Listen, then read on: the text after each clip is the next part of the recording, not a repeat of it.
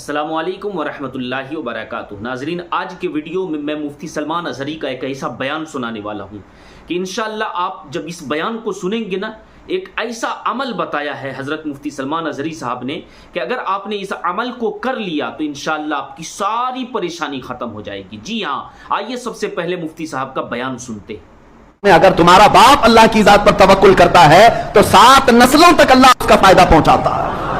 صالحین اگر گھر میں ہو 7 پشتوں تک اس کا فائدہ ہوتا ہے۔ اللہ کی ذات پر ایک صحابی تجارت پر جا رہے تھے، ان کی بیوی حاملہ تھی۔ بیوی نے کہا ابھی اس حالت میں جا رہے ہو، بچے کی ولادت کے دن قریب ہیں، یہ بچہ ہے پیدا ہونے والا ہے، کس کے حوالے کر جا رہے ہو؟ صحابی اس خاتون کے اپنی بیگم کے پیٹ پر ہاتھ رکھتے اور کہتے ہیں یہ بچہ تو اللہ کے حوالے ہے، توکلت علی اللہ، اللہ کی ذات پر میں نے چھوڑ دیا ہے، گھبرا مت، میں جلدی آ جاؤں گا تجارت سے۔ گئے، وہ تجارت پر گئے اور ادھر بچے کی ولادت ہونے سے پہلے خاتون کا انتقال ہو گیا۔ درد ذہ میں، ولادت کے درد میں وہ برداشت نہ کر سکی، انتقال ہو گیا، لوگ لے گئے قبرستان میں دفن کر کے آ گئے۔ ان کو جب خبر ملی تو وہ جلدی اپنا سامان لپیٹ کر واپس پہنچے۔ بڑا غم ہوا کہ بیگم نے کہا تھا اس حالت میں چھوڑ کر مت جاؤ، کاش میں ہوتا تو کچھ سہارا تو ہوتا، لیکن بہرحال غم کے عالم میں وہ قبرستان پہنچے اپنی بیوی کی قبر پر۔ جب وہاں قبر کے پاس پہنچے تو قبر کھلی ہوئی تھی اور ایک بچے کے رونے کی آواز آ رہی۔ 3 دن گزر چکے ہیں۔ اب انہوں نے قبر کی مٹی ہٹائی تو دیکھا ایک صحت مند بچہ وہاں پر ہاتھ پیر مار رہا اور چیخ رہا ہے، اور ان کی بیوی کی لاش بھی موجود ہے۔ انہوں نے بچے کو اٹھایا اور پوچھا یہ بچہ اس قبرستان میں قبر میں کہاں سے؟ غیب سے ندائی، اے بندے کیا جانے کے وقت تو نے اس بچے کو ہمارے حوالے نہیں کیا تھا؟ اس کی حفاظت اللہ تعالیٰ نے فرمائی تیرے آنے تک۔ عزیزان گرامی وقار، اللہ کی ذات پر توکل اور یقین کرنے والے بندوں کو اللہ کبھی تنہا نہیں چھوڑتا، کبھی انہیں ضائع ہونے نہیں دیتا، امتحانات کی گھڑیوں سے گزارتا ہے، مگر اللہ ہر گھڑی تمہارے ساتھ ہے۔ قرآن میں اللہ فرماتا ہے کان حقا علینا نصر المؤمنین، ہم نے اپنے اوپر لازم کر لیا ہے کہ ایمان والوں کی مدد کریں گے، ایمان والوں کی مدد کریں گے۔ تمہیں کس قدر یہاں پر فراوانی ہے تم نے کبھی اندازہ کیا؟ اس رحمان کے جلوے تم نے دیکھے اس کائنات کے اندر؟ پیدا ہونے سے لے کر موت تک وہ ہماری حفاظت فرما رہا ہے ہر گھڑی، اور اس کے سجدوں میں، اس کی عبادتوں میں جو تم نافرمانی کرتے جا رہے ہو، قیامت کے دن بڑا پچھتاوا ہوگا، بڑا پچھتاوا ہوگا۔ بلکہ بعض بندوں کا حال یہ ہے قیامت کے دن وہ یہ کہیں گے شاید ہماری زندگی میں کوئی سکھ نہ ملتا، صرف دکھ میں ہی گزار رکھتے، تب بھی مولا اچھا ہوتا کہ تیری یاد میں تو رہتے۔ آج جو یاد نہیں کیے تھے دنیا میں وہ پچھتا رہے ہوتے ہیں قیامت کے دن، اللہ کو یاد نہیں کیے تھے وہ پچھتا رہے ہوتے ہیں۔ میرے پاس خالی وقت تھا میں یاد نہیں کیا، میرے پاس ٹائم تھا میں سجدہ نہیں کیا اس کی بارگاہ میں۔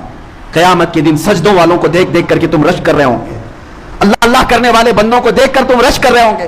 بلکہ قرآن میں ہے تم پوچھو گے کہ اے اللہ 1 ساعت کے لیے ہمیں لوٹا دے، نردو ونعمل، ہم عمل کر کے آئیں گے، 1 منٹ کے لیے تو ہمیں دنیا میں لوٹا دے، ہم عمل کر کے آئیں گے، تجھے راضی کر کے آئیں گے۔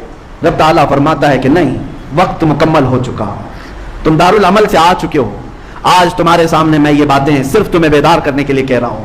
اے نوجوانوں، تمہارے پاس اللہ نے طاقت عطا کی ہے، قوت موجود ہے، اور اس کے باوجود اگر اس کے فرامین سے اس کے فرامین سے پشت پناہی کرتے ہو اور روح گردانی کر کے بھاگتے ہو تو میں نے دیکھا ہے ایک کینسر ہاسپٹل میں گیا تھا، کینسر کے مریضوں کو دیکھ کر کے دعا بھی کرتے ہیں اور اللہ کی ذات پر پھر شکر بھی ہوتا ہے کہ مولا اب تک سلامت رکھا ہے۔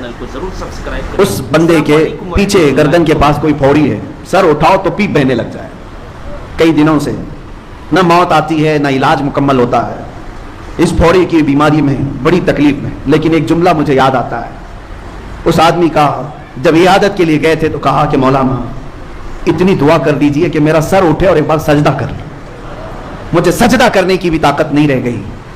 میرے عزیز اس کی خواہش ہے، لیکن میں نے محسوس کیا کہ جن کے سر اللہ نے سلامت رکھے، نہ کوئی پھوڑی نہ کوئی زخم، اور سر اکڑائے ہوئے دنیا میں گھوم رہے ہیں، کل کو اگر تمہیں کوئی چیز ہو جائے ترستے رہ جاؤ گے کہ مجھے سجدہ کرنے کی طاقت بھی نہیں رہے گی، ترستے رہ جاؤ گے۔ تمہیں اندازہ نہیں ہے میرے عزیز ہو، کچھ لوگوں کو ہم نے بستر پر دیکھا ہے زبان بھی ہلنا بند ہو چکی ہوتی، زبان بھی نہیں ہل پاتی، اور ان کی شدت سے یہ خواہش ہوتی ہے زبان ہلے تو اللہ اللہ کروں، اس کے علاوہ کوئی ہے ہی نہیں ذات جو ہمیں ان تمام چیزوں سے نجات دے دے۔ اسی لیے کہا بزرگوں نے حاسبوا قبل ان تحاسبوا، اپنا حساب خود کر لو اس سے پہلے کہ تمہارا حساب شروع ہو جائے، تمہارا حساب شروع ہو جائے اس سے پہلے تم عمل میں آ جاؤ۔ اور بزرگوں نے یہ فرمایا آج پوری زندگی بھر مولا اینی ٹائم راضی ہے، اینی ٹائم کہ تو بندہ آ کر مجھ سے صلح کر لے، بندہ آ کر مجھ سے صلح کر لے، لیکن بندہ اکڑتا ہے، اسے صلح نہیں کرنا ہے. حضرت بہلول دانا کے متعلق یہی تو کہا گیا کہ وہ ایک چوک پر بازار میں بیٹھے ہوئے تھے, خلیفہ کا گزر ہو رہا تھا, پوچھا کیوں بیٹھے ہو بابا؟ کہا بندے مولا سے روٹھے ہوئے ہیں, ان کو راضی کر رہا ہوں, آ جاؤ, اللہ راضی ہے, جلدی آ جاؤ, کوئی میری بات نہیں سنتا. ایک دن قبرستان میں بیٹھے ہوئے تھے, خلیفہ نے پوچھا یہاں کیا کر رہے ہو؟ کہا بندے تو مان گئے مگر وہ نہیں مانتا. مرنے کے بعد تو ہر کوئی مان رہا ہے. اب رب تبارک و تعالیٰ کو منانے لگا ہوں, تمہارے پاس ابھی بہت غنیمت کا وقت موجود ہے, موت سے پہلے بہت غنیمت کا وقت موجود ہے. 5 چیزیں میں ذکر کر کے اپنی گفتگو کو سمیٹتا ہوں. میرے آقا صلی اللہ علیہ وسلم کی ایک حدیث ہے, اللہ کے حبیب صلی اللہ تعالیٰ علیہ وسلم ارشاد فرماتے ہیں 5 چیزوں کو 5 چیزیں آنے سے پہلے غنیمت جانو. کون سی؟ اللہ کے حبیب صلی اللہ علیہ وسلم فرماتے ہیں شبابک قبل حرمک, اپنی جوانی کو غنیمت جانو بڑھاپا آنے سے پہلے. جوانی ہے آج, بڑھاپا آنے سے پہلے اس کو غنیمت جانو, عمل کر لو. دوسری چیز میرے آقا صلی اللہ علیہ وسلم فرماتے ہیں اپنی صحت کو غنیمت جانو بیمار ہونے سے پہلے. بیماری میں پھر تم کچھ نہیں کر پاؤ گے, صحت کو غنیمت جانو. اور تیسری چیز میرے آقا فرماتے ہیں اپنی مالداری, آج کشادگی ہے, اس کو غنیمت جانو محتاج ہونے سے پہلے. فقیر ہو جاؤ گے اس کے بعد کچھ نہیں کر سکو گے. چوتھی چیز میرے آقا فرماتے ہیں آج ہو سکتا ہے فراغ کا قبل شغل کا, یعنی تم فارغ الحال ہو. آج ان نوجوانوں سے کہتا ہوں ابھی ان کے اوپر کوئی ذمہ داریاں نہیں آئی, تمہارے مشغول ہونے سے پہلے اپنے فارغ وقت کو غنیمت جانو. اس میں بہت کچھ کر سکتے ہو, بعد میں پھر تنگیاں آئیں گی. ہم محسوس کرتے ہیں ذمہ داریاں کیسے بڑھتی چلی جاتی ہیں اور اس کے بعد وقت کیسے ختم ہو جاتا ہے. نوجوانوں کو احساس نہیں ہوتا ان کے پاس کتنا وقت باقی ہے, نہ بیوی کا نہ بچوں کا, کسی کا نہیں ہے, چھوٹے موٹے کام ہیں, لیکن اس کو یہ انجوائمنٹ میں گزار رہے ہیں. رات بھر گیم کھیلتے ہوئے, رات بھر انٹرنیٹ سرچ کرتے ہوئے تم اپنے فارغ وقت کو برباد کر رہے ہو. جب تم مشغول ہو جاؤ گے یہ دن یاد کرو گے وہ دن اچھے تھے. غنیمت جانو. 5ویں چیز جو سب سے بڑی ہے, میرے آقا صلی اللہ علیہ وسلم فرماتے ہیں جوانی کو بڑھاپے سے پہلے, صحت مندی کو بیماری سے پہلے, مالداری کو محتاجی سے پہلے, فارغ الحالی کو مشغولی سے پہلے, یہ سب اپنی جگہ پر, لیکن زندگی کو غنیمت جانو موت آنے سے پہلے. ہو سکتا ہے بیماری میں کچھ کام کر لے جاؤ گے, بڑھاپے میں کچھ کام, لیکن موت آنے کے بعد تو کچھ نہیں ہو سکتا. سارے اعمال منقطع کر دیے جائیں گے, سب ختم ہو جائے گا. عزیزان گرامی وقار, اللہ تبارک و تعالیٰ نے جو تمہارے پاس وقت عطا کیا ہے اس وقت کا استعمال کرو, یوٹیلائز کرو اس کو, اور اس کو برباد نہ کرو. میں ان نوجوانوں کو ایک درس دینا چاہوں گا جنہوں نے اپنے آپ کو ہلاک کر دیا, اپنے آپ کو برباد کیا. تمہیں حدیث پتہ ہے قیامت کے دن میدان محشر میں کتنی لوگ ہوں گے اللہ بہتر جانے. آدم علیہ السلام سے لے کر قیامت تک پیدا ہونے والا ہر ایک وہاں جمع ہوگا, اور رسول پاک صلی اللہ علیہ وسلم ارشاد فرماتے ہیں اس وقت تک کسی کو پاؤں ہٹانے کی اجازت نہیں ہوگی جب تک رحمان کا یہ سوال پورا نہیں ہوتا. اللہ تبارک و تعالیٰ کی طرف سے 5 سوالات ہوں گے, ان میں پہلا سوال کا جواب جب تک نہیں دے گا کوئی پاؤں نہیں ہٹا سکے گا. صحابہ نے پوچھا یا رسول اللہ کیا سوال ہوگا؟ حضور فرماتے رب تعالیٰ سب سے پہلے پوچھے گا میں نے تجھے جوانی دی تھی کہاں کہاں خرچہ کیا. یہ پہلا سوال ہے, اور اس سوال کا جواب دینے کے لیے لوگوں کو 500 سال لگ جائیں گے, کوئی 300 سال, کوئی 400 سال, 500 سال لگ جائیں گے. جواب دیتے رہو کہاں کہاں خرچہ کیے. آج اگر میں کھڑا ہو کر کے آپ سے پوچھوں تو گھنٹے لگ جائیں گے. پورا دن کا حساب بتاؤ, پورا دن کیا کیا کیے. تمہیں پوری زندگی کا پوچھا جا رہا ہے. اسی لیے میرے عزیزوں, اپنے آپ کو جنہوں نے برباد کیا, اپنے آپ کو جنہوں نے تباہ کیا, وہ قیامت کے دن صرف اور صرف رسوائی اور ذلت کے علاوہ کچھ نہیں دیکھیں گے. آج بھی وقت ہے اٹھو, اگر نہ حشر نہ ہوگا پھر کبھی, دوڑو کہ زمانہ چال اپنی چل گیا. عزیزان گرامی وقار, مجھے یہ کچھ باتیں دہلا دیتی ہیں. تم نے اپنے آپ کو تباہ کیا, کسی کی نہیں سنی, کسی کی نہیں سنی. تم نشے میں اپنے آپ کو برباد کرتے رہے. لیکن جانتے ہو کئی ایسے ہیں, میں جنازوں پر شریک ہوا, ان کی چھوٹی بچیاں چھوٹے بچے روتے رہ گئے, باپ بڑی جوانی میں چلا گیا. کیوں گیا؟ اپنے آپ کو نشہ میں برباد کر کے خود ہی مر گیا. لیکن ان بچوں سے ہمیشہ کے لیے باپ کا سایہ ختم, گھر میں بیٹھی ہوئی عورت کو بیوہ کر کے چلا گیا. تجھے پتا ہے موت تو اپنے وقت پر آتی ہے, لیکن خودکشی کرنے والا یہ جہنمی ہے, اپنے آپ کو تباہ و برباد کرنے والا جہنم میں جا رہا ہے. نوجوانوں کچھ تو سوچو. جس بچے کو اگر ہم یہ کہیں کہ بیٹا آ جا اللہ کی طرف, تو اسے یہ لگتا ہے ہمارے اپنے کرنے سے کسی کو کیا فرق پڑتا ہے, پیسہ میرا ہے, وقت میرا ہے, لائف میری ہے. نہیں, تمہیں پتا نہیں تم سے کتنی زندگیاں جڑی ہوئی ہیں, تمہارے ماں کی, تمہارے باپ کی, تمہاری اولاد کی, تمہارے بھائی بہنوں کی, سب کی زندگیاں تمہارے ساتھ جڑی ہوئی ہیں. تمہیں درد ہوتا ہے تو پورے خاندان کو درد ہوتا ہے, سب کو تکلیف ہوتی ہے. اسی لیے نوجوانوں سے میں کہوں گا تمہارے پاس جو وقت ہے اس کو اپنے آپ کو برباد کرنے میں صرف نہ کرو. آؤ اللہ کی طرف. ایک نوجوان کی بات بتا کر کے میں ختم کرتا ہوں. اللہ کی ذات پر جب کسی کو یقین آتا ہے تو مولا جیتے جی جو اسے انعام عطا کرتا ہے. بغداد میں ایک نوجوان تھا, بڑے پیسے والا, بہت مالدار تھا, بہت پیسہ تھا, لیکن اس پیسے کا استعمال کہاں کرتا؟ عیاشی میں. کبھی شراب خریدے, کبھی جوے پر جائے, اور کبھی عورتوں کے مزے لیتا رہے. یہی اس کا روز کا کام تھا. لیکن اس کی عادت یہ تھی کہ جو کرتا تھا اپنی ڈائری میں لکھتا بھی رہتا تھا, بے حیا. جو کیا اس کو لکھ کر کے بھی رکھے, آج میں نے اتنی عیاشی کی ہے, آج یہ کیا, آج زنا کیا, آج فلاں کیا, ڈکا, سب کچھ. ایک دن بازار گیا, ایک عورت اسے پسند آئی, اس کو کہا کیا میرے گھر چلے گی, آج پیسہ دوں گا. تیار ہو گئی, اس عورت کو لے آیا, پیسے پر آج کی رات گزارنی ہے, اس کو بدکاری کرنی ہے. عورت کو گھر لے آیا اور جیسے اس کی عادت تھی عیاشی کی, گھر کو سجایا ہوا تھا, بند کیا, اس خاتون کو اپنے کمرے میں بلایا. جیسے ہی وہ عورت آئی تو اس کا پورا بدن کانپ رہا تھا.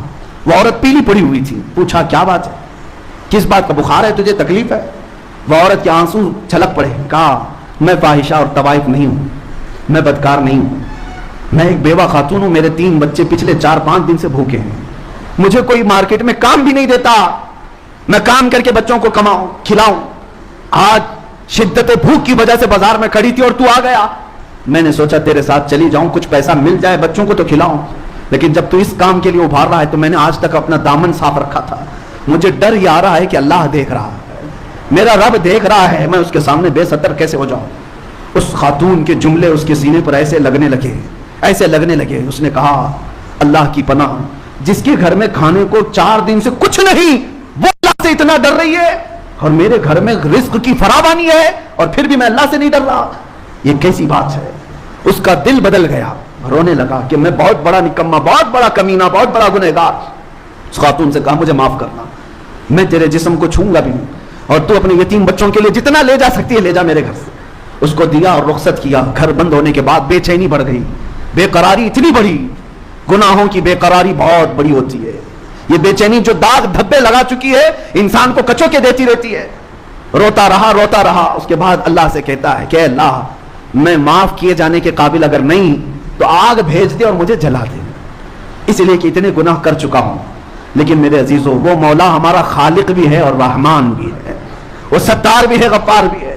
روتا رہا. اس کے بعد سوچا کہ سب چھوڑ کر کے نکل جاؤں, اور گیا. وہ اپنی ڈائری اٹھایا جس میں روز کے کرتوت خود لکھتا تھا, کاٹ پھاڑ کے پھینک دوں, اس کے بعد سے مجھے کچھ کرنا ہی نہیں, جینا ہی نہیں.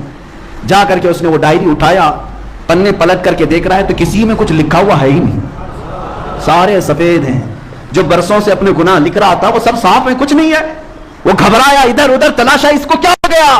غیب سے ندا آئی, جب کوئی دنیا چھوڑ کر ہمارے پاس آتا ہے, دنیا کی کتاب کو جب ہم مٹا سکتے ہیں, اس کے نام اعمال سے بھی سارے سیئات کو بدل سکتے ہیں. رب تبارک و تعالیٰ کی ذات پر جب بندہ یقین کر کے آتا ہے تو مولا اس کی پچھلی زندگیاں سب معاف کر کے اسے ایک صحیح زندگی عطا کرتا ہے. آج میں یہی دعوت دینا چاہتا ہوں, گھبراؤ مت, نا امید نہ ہو, پریشان مت ہو. اگر ہم سے خطائیں ہوئی ہیں سب چھوڑ کر کے آؤ, وہ رحمان کے دروازے ابھی کھلے ہیں. اس کا توکل کا دروازہ بہت بڑا ہے. وَمَن يَتَوَكَّلْ عَلَى اللَّهِ فَهُوَ حَسْبُهُ, جو اللہ پر بھروسہ کر لے اللہ اس کے لیے کافی ہے. قرآن کہتا ہے فَإِن تَوَلَّوْا فَقُلْ حسبی اللہ, اگر لوگ منہ پھیر لیں اے رسول آپ کہہ دیں اللہ میرے لیے کافی ہے. قرآن میں اللہ نے سکھایا حسبنا اللہ ونعم الوکیل نعم المولا ونعم النصیر. جن لوگوں نے کہا اللہ ہمارے لیے کافی ہے, کیا ہی بہترین مددگار ہے, کیا ہی بہترین وکیل ہے. اللہ فرماتا ہے اللہ ان کی ہر بری چیز کو اچھائی میں بدل دے گا, ان کی ہر تکلیف کو اللہ تعالیٰ آسانی میں تبدیل کر دے گا. اور رب تعالیٰ کی بارگاہ میں دعا کرتا ہوں مولا کریم ہماری ٹوٹی بکھری ہوئی زندگیوں کو اچھائیوں میں تبدیل فرما دے, ہمارے سیئات کو حسنات میں تبدیل فرما دے. ہم نے اپنے پیروں پر جو کلاریاں ماری ہیں اے قدیر و جبار خدا ان زخموں کو تو سی دے. اے اللہ ہمارے گناہوں کے دھبوں کو تو صاف کر دے. جب تو اپنے بندوں کو دھلنے پر آئے تو جنت کے غسالے سے انہیں دھل دیا کرتا ہے. اے کریم خدا جمعہ کے اس مقدس دن میں تیرے حبیب کے شہدائی تیرے دربار میں جو مانگ رہے ہیں وہ صرف اتنا کہ ہمیں پاکیزہ زندگی عطا فرما دے. اے اللہ تو اپنا خوف ہمارے سینوں میں عطا فرما. اے کریم خدا ہمیں ناجائز حرکتوں سے محفوظ کر دے, بے حیائی اور خرافات سے محفوظ کر دے. ہماری قوم کے بچے جو ہم سے بھٹکے ہوئے ہیں مولا ان سب کو تو جمال مصطفیٰ کا عاشق بنا دے. اے اللہ ان سب کے قدموں کو سنبھال لے. اے رب ذوالجلال جو نشہ میں پڑے ہوئے ان کو آزادی دے دے, جو بے حیائی میں پڑے ان کو آزادی عطا کر دے. اے کریم خدا اگر ہم جیسوں کو تو نے معاف کیا تو تیری رحمت کے خزانے میں کوئی کمی نہ ہوگی, اور اگر تو عذاب دیتا ہے تو مولا تیرے ہی تو بندے ہیں. اے اللہ ہم تیرے ہی تو بندے ہیں, تجھ سے جو منہ چھپائیں تو کریں کس کے سامنے. کیا آپ کسی سے توقع نظر کی ہے مولا؟ تو نے فرمایا جب میرا بندہ مجھے مصیبت میں پکارتا ہے میں اس کی پکار کو. تو ناظرین یہ بیان آپ کو کیسا لگا؟ آپ اس ویڈیو کو زیادہ سے زیادہ لوگوں تک شیئر کریں. چینل میں نئے ہیں تو چینل کو ضرور سبسکرائب کریں. السلام علیکم ورحمۃ اللہ وبرکاتہ.